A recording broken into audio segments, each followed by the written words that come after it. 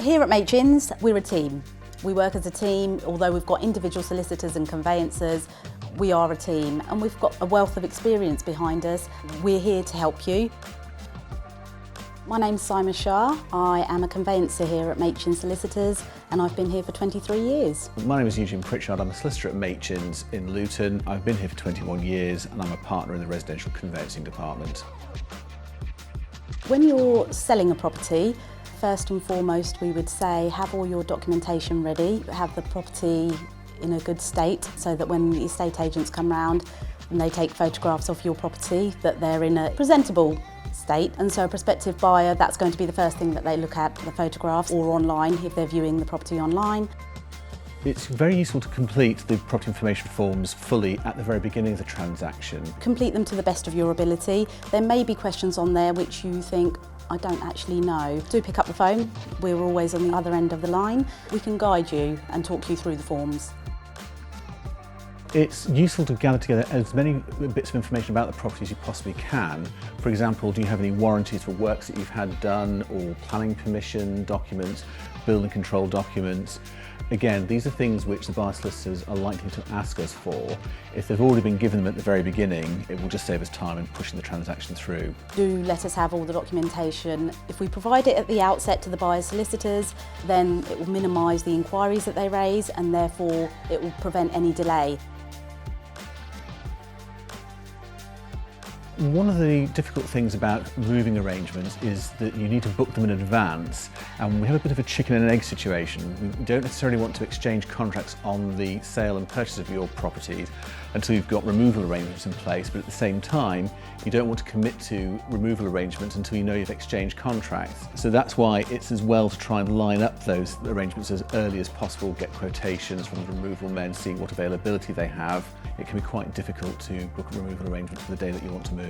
If you're not going on to purchase a property, what are you going to do is what we need to know. Are you renting? Are you going to be living with relatives? Because that all needs to be given consideration at the outset of the transaction so that we know exactly what timescale we're looking at. It may well be that you're looking to get into a certain area with regards to schooling if you've got children. Do also let us know, because it's exchange that's important, not completion with regards to getting into schools. Sometimes we find that people have carried out works to the properties and they haven't got the right documentation, so they've not got planning permission or they've overlooked getting building regulation consent from the local authority. And while this very rarely causes a major problem to the transaction, the solution we usually employ is to obtain something called indemnity insurance. It's quite a cheap solution, it's a very quick and easy solution. But one of the conditions of these policies is that you do not contact the local authority. So if you find that you've got an extension but you didn't get planning permission, the best thing to do is just to speak to us first, but do not contact the council, as this might invalidate any indemnity insurance that we might be able to obtain. So if your property is unregistered, the title deeds are very, very important, because that's all we hold with regards to the title of the property.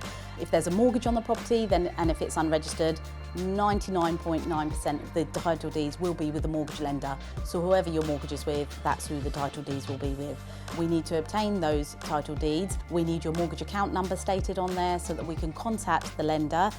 In completing those forms, you're giving us authority to liaise with the mortgage lender in respect of the mortgage. So we would need to A, obtain the title deeds, and then B, obtain a redemption statement from them. When you're selling a leasehold property, typically a flat, but can sometimes be houses, one of the things that buyers are particularly concerned about are the likely management charges, things like cost of repairs, cost of maintenance, and the buyer solicitors will seek out from you a large amount of information. This information is only really available from the management company or the freeholder of the building.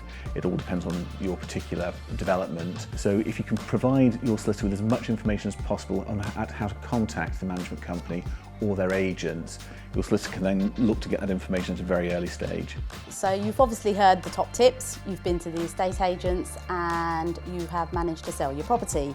You'd then pick up the phone to Machin's and we would offer you the quote based on the amount that you're selling for. We would give you an emailed quote, and based on that we would then say, if you're happy to proceed, do come back to us. We'd send you out a sales pack. We'd talk you through all the documentation that we send out to you. Sometimes it can be a bit daunting. Rest assured, we're here to make the sale process as smooth as possible, to run through things with you and help you move.